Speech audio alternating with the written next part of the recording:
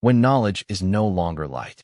For ages, mankind has believed that knowledge is the key to freedom, that the wise will forgive, that the learned will be just, that the God of wisdom would lead with mercy. But what if I told you a different story? A tale of a god who tore out his own eye to glimpse the future. A seeker who hung himself upside down for 9 nights on the world tree, just to learn the secrets of the cosmos.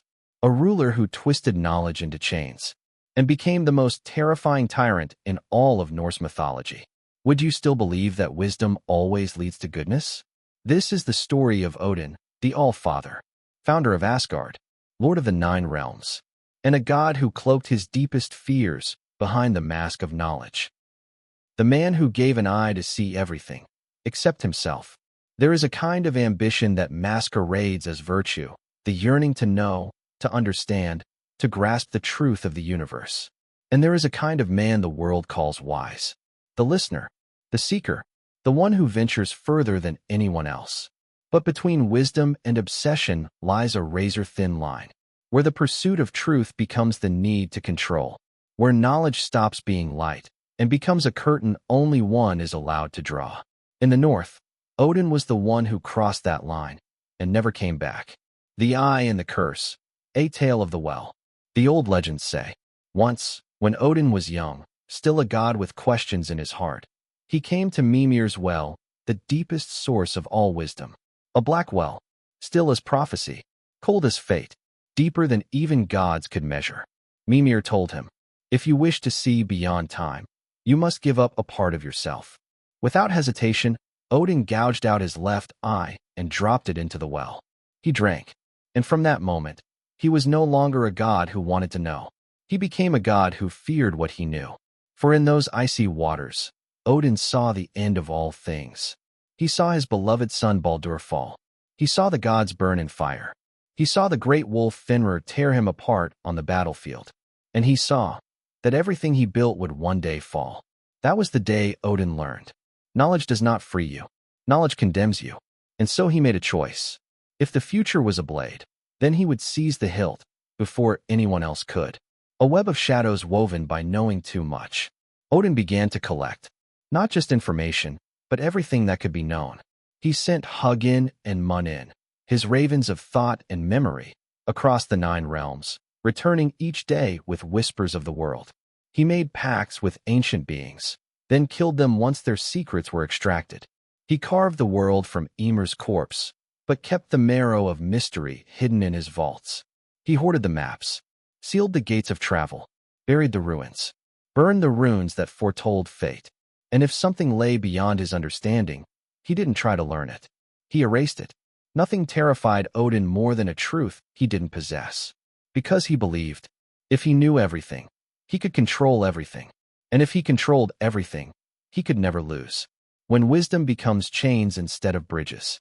But instead of sharing knowledge, he monopolized it. Instead of guiding the realms with wisdom, he manipulated them with fear. Odin was once Mimir's friend. But when Mimir knew too much, Odin severed his head, sealed it in a tree, and only summoned it when he needed advice. A gesture both cruel and calculated. A god who truly believed that only he was worthy of knowing everything. He once journeyed with Tyr across the 9 realms in search of understanding. But when Tyr spoke of peace, of neutrality, of shared power, Odin imprisoned him, erased him from the world's memory. And so, Odin ceased to be a god of wisdom. He became a warden of knowledge, locking it away behind blood and stone. When knowledge becomes the greatest fear, the more Odin knew, the more he feared. Not his enemies, but anyone else who might know too. To him, knowledge was no longer a light. It was a treasure clutched like a child clings to a toy, trembling at the thought of someone taking it away. Truth, once meant to enlighten, now became the trap Odin built to protect his throne. What he didn't see was this. Every truth he stole eroded trust. Every secret he kept deepened the distance between him and his people. And every scrap of knowledge hoarded became the kindling that would spark Ragnarok. Odin stands as a warning. Not everyone who seeks the light is a force for good. Because if that person believes only they deserve to see it, then that light, no matter how brilliant, will one day cast the deepest shadow. Odin in God of War. When the god of wisdom wears the face of a criminal. A very different Odin. When Odin first appears in God of War, Ragnarok, players were stunned. No majestic cloak. No thunderous voice that shakes the heavens. No burning gaze that pierces souls. Instead, he's old, thin, soft-spoken. He talks a lot, too much. His eye doesn't blaze with power. It narrows like a man who's heard too many secrets to trust anyone ever again. Odin doesn't look like a god. He looks like a seasoned mafia boss, charming, calculated, and deadly. He doesn't command. He bargains. He flatters. He negotiates, manipulates, threatens, quietly. A master manipulator, wielding intelligence as a weapon and others' weaknesses as his shield. The all-knowing man who believed in nothing. Odin knows everything. He's read the prophecies. He knows Kratos will bring about Ragnarok. He knows Atreus is Loki, the key to the realm of the giants. He knows everything, except how to trust someone other than himself. He didn't kill Brock out of hatred. He killed him because Brock was a glitch, a soul who saw through his disguise as Tyr. He didn't imprison Tyr out of rivalry. He did it because Tyr believed knowledge should be shared, not hoarded. Odin acts like a prediction engine, always several moves ahead. But in doing so, he loses all humanity. He doesn't love anyone. He doesn't truly walk beside anyone. He simply uses everyone, pawns on a chessboard of his own design. He didn't want immortality. He wanted to never die in ignorance. What haunts Odin is not death. It's dying without knowing. Dying without understanding what lies beyond the veil. Dying without unlocking the mysteries of Yggdrasil, the multiverse, the forces outside the realms. So he becomes obsessed, chasing every shard of hidden truth, seeking portals to other worlds, not to escape, but to witness. And that is what makes him so dangerous.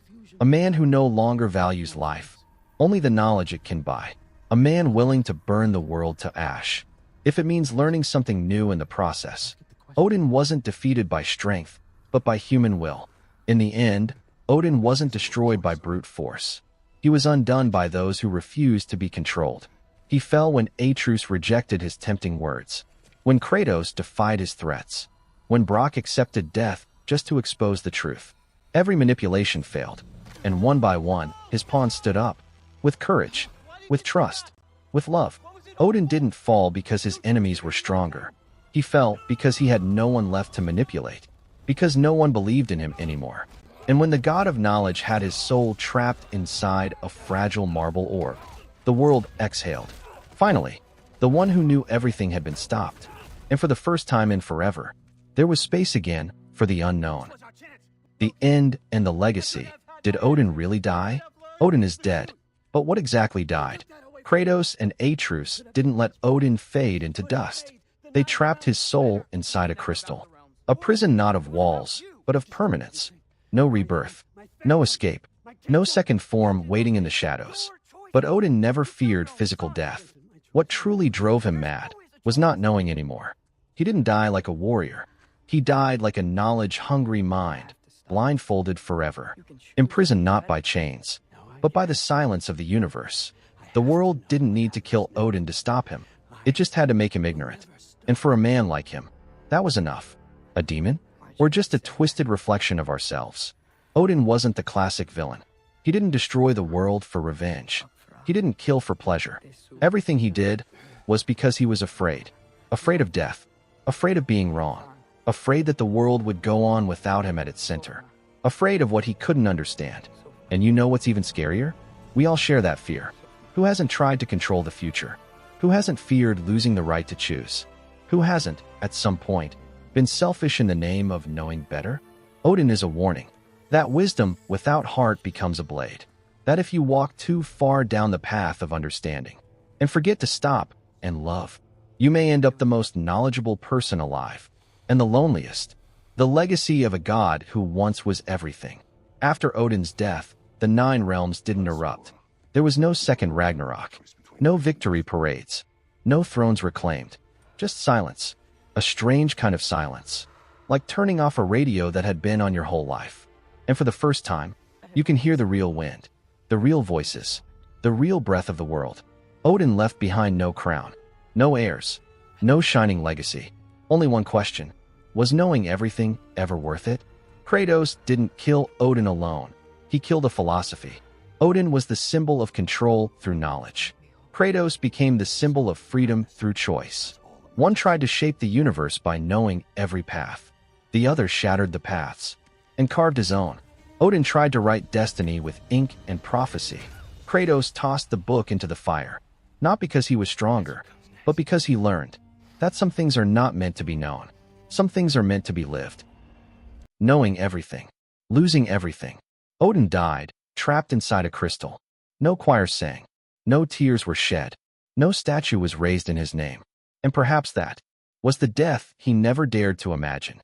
Oblivion. In a world of gods and myths, where deities live through mortal belief, the worst death isn't being slain. It's being forgotten. No stories. No songs. No one left to speak your name. Thank you for following this journey to its end. From Odin, the seeker of truth, to Odin, the tyrant of knowledge.